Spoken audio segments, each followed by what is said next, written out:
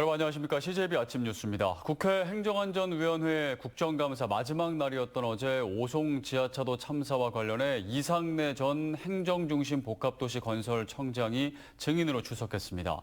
이 전 청장은 도의적 책임은 있지만 법적 책임은 없다고 선을 그었습니다. 이태영 기자입니다. 이상내 전 행정중심 복합도시건설청장이 오송 지하차도 참사와 관련해 국정감사 증인으로 출석했습니다. 참사 발생 1시간 뒤에 보고를 받고 보고 뒤 12시간 가까이 지나서야 현장을 찾은 이유를 묻는 야당 의원의 질문에 이 전 청장은 이렇게 답했습니다. 인명피해가 났다는 것은 그 이후 오후에 알게 됐습니다.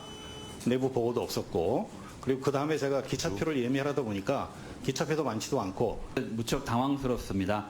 앞서 국무조정실은 참사의 원인이 부실한 미호천 임시제방공사에 있고 이에 따라 그 책임은 발주처인 행복청에 있다고 지목한 바 있습니다.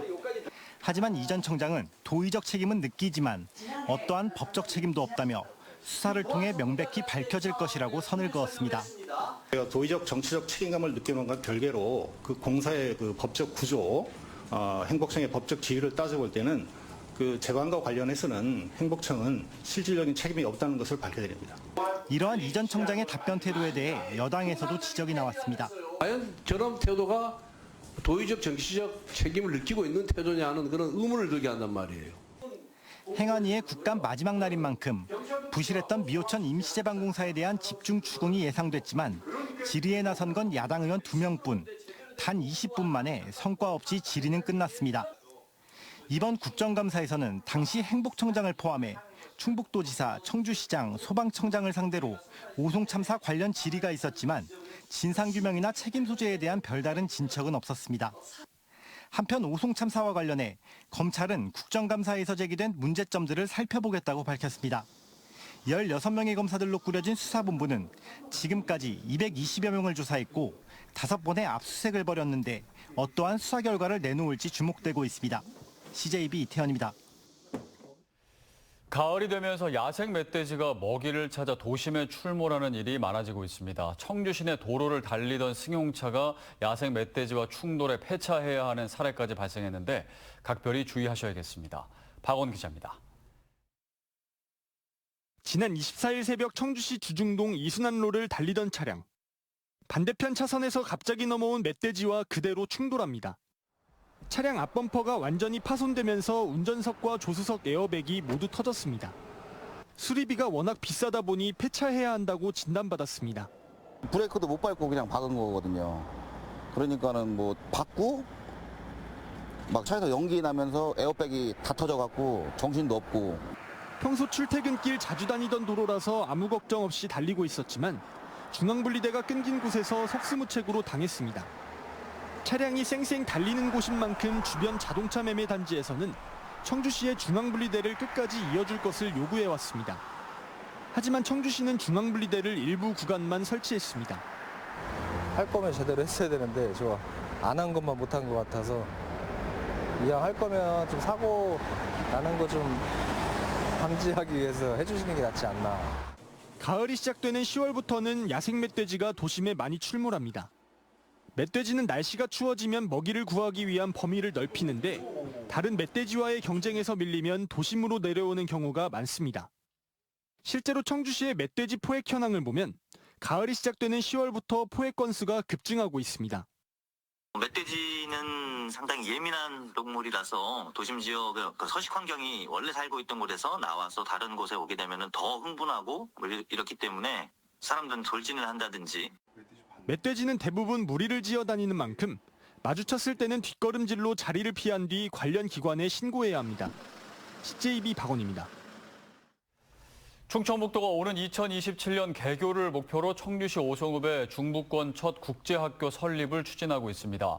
유치원부터 고등학교 과정까지 운영되는 국제학교는 오송 국제자유도시 조성을 위한 필수 기반 시설인데요. 관심과 기대가 큰 만큼 민자를 통한 사업비 확보와 해외 법인 유치 등 지난한 과정도 남아 있습니다. 조영광 기자입니다. 청주시 오송읍 경제자유구역입니다. 충북경제자유구역청은 경자구역을 확대한 부지에 오는 2027년 하반기 중부권 첫 국제학교 설립을 추진하고 있습니다. 내년 4월에 나오는 타당성 조사 연구 용역에는 학교 규모와 입학 수요, 운영 방안 등이 담길 예정입니다. 현재로서는 미국과 영국, 캐나다 등 영어권에서 국제학교 설립에 관심을 보이고 있습니다. 국제학교는 유초중고 학생 1000명 안팎을 정원으로 70%는 외국인 학생을, 30%는 내국인 학생을 전국 단위로 모집할 예정입니다. 전국에는 제주 내국과 인천 송도의 2곳, 대구의 1곳 등 7곳의 국제학교가 운영되고 있습니다. 오송국제학교는 인근 조치원과 강내면 등을 묶는 인구 10만의 오송국제자유도시 조성을 위한 필수 인프라이기도 합니다. 생활권 1시간 거리에는 660여 개 외국계 기업이 있고요. 그래서 이런 분들의 정주 여건의 기본인 학교가, 국제학교가 필요하다는 부분은 국제학교 설립까지는 부지 확정과 민간 개발을 통한 사업비 확보, 해외 법인 유치 등 과제도 많습니다. 현재 전국에서는 오송뿐 아니라 강원과 제주, 부산, 평택 등 6곳 정도에서 국제학교 설립이 추진되고 있는데 영종도와 부산 등에서는 업무 협약을 맺은 해외 법인의 자격 시비가 일거나 법인이 운영 경비 등 지원을 추가로 요구해 사업이 중단되는 등 진통을 겪고 있습니다. 제일 중요한 거는 민자 유치가 우선 돼야 될 거라고 생각하고요. 그리고 글로벌 명성도에 있는 인지도가 있는 국제학교를 유치해서 타 시도와의 경쟁에서 우위를 선정하는 것이 국제학교 승인 권한이 있는 충북교육청은 경자청으로부터 학교 설립 신청이 들어오면 학력 인정을 위한 학사 운영 방안이나 법인의 학교 운영 능력 등에 대한 검증을 거쳐 승인 여부를 결정하겠다고 밝혔습니다. CJB 조윤광입니다. 청주에도 도시 위상에 걸맞은 종합 스포츠 컴플렉스를 조성하자는 의견이 최근 다시 대두되고 있습니다. 어제 열린 청주시의회 임시회에서도 이 문제가 거론됐는데 이범석 시장은 장기적으로 검토해보겠다며 신중한 입장을 보였습니다. 홍우표 기자입니다. 지어진 지 40년이 지나면서 노후화가 심각해진 청주 종합경기장. 지난 2015년에는 도민체전을 앞두고 청주 종합운동장에 78억 원을 투입한 적이 있고 야구장에는 9차례 땜질식 시설 개선에만 100억 원이 넘게 들었습니다. 게다가 오는 2027년 유니버시아드 대회를 치르기 위해 기존 청주 실내체육관보다 2배 규모의 새로운 체육관이 건립 절차에 들어간 상태입니다. 한쪽은 시설이 낡아 활용도가 떨어지고 한쪽에는 새로운 체육시설이 들어서면서 시설 중복 문제가 불거지게 된 것입니다. 청주시의회 시정질문에 나선 이종민 의원은 이 문제점을 집중 거론했습니다.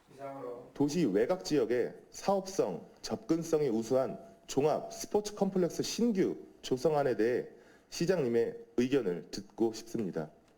이범석 시장은 중부권 핵심 도시에 걸맞지 않은 체육시설이라는 데는 동의하면서도 이전 여부에 대해 구체적인 답변을 내놓지 않았습니다. 막대한 재원이 소요되는 사업으로 현재로는 위치나 방법을 확정 지을 수는 없지만 종합적, 장기적으로 타당한 방안을 마련하겠습니다. 이종민 의원이 11장에 이르는 질문지를 들이밀었지만 답변지는 고작 5장. 공직사회에서 장기적 검토라는 것은 사실상 이대로를 의미하는 것이나 마찬가지입니다.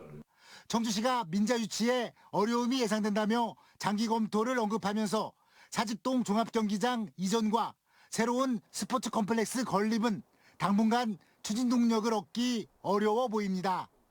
CJB 홍우표입니다. 청주 오송역세권 도시개발 관련 뇌물수수 의혹을 받는 조합장 A씨와 전 업무대행사 대표 B씨에 대한 구속영장이 발부됐습니다. 청주지방법원은 어제 오후 2시부터 영장 실질 심사를 1시간 30분 동안 진행했고 밤 9시쯤 A씨와 B씨에 대한 구속 결정을 내렸습니다.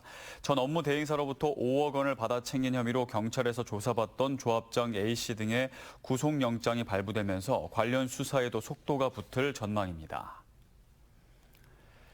시공사의 법정 관리로 공사가 중단됐던 충주 복합체육센터 공사가 5개월 만에 재개됩니다.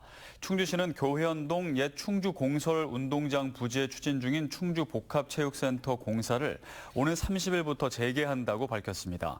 충주시는 총 사업비 237억 원을 들여 내년 10월까지 수영장과 헬스장, 다목적 구장, 야외 암벽장 등의 체육시설과 각종 편의시설을 갖춘 복합체육센터를 조성할 계획입니다.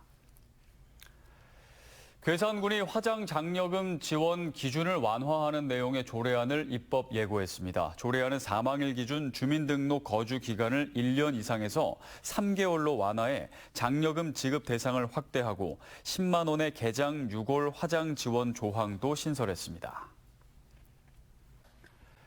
CJB 뉴스를 모두 마칩니다. 고맙습니다.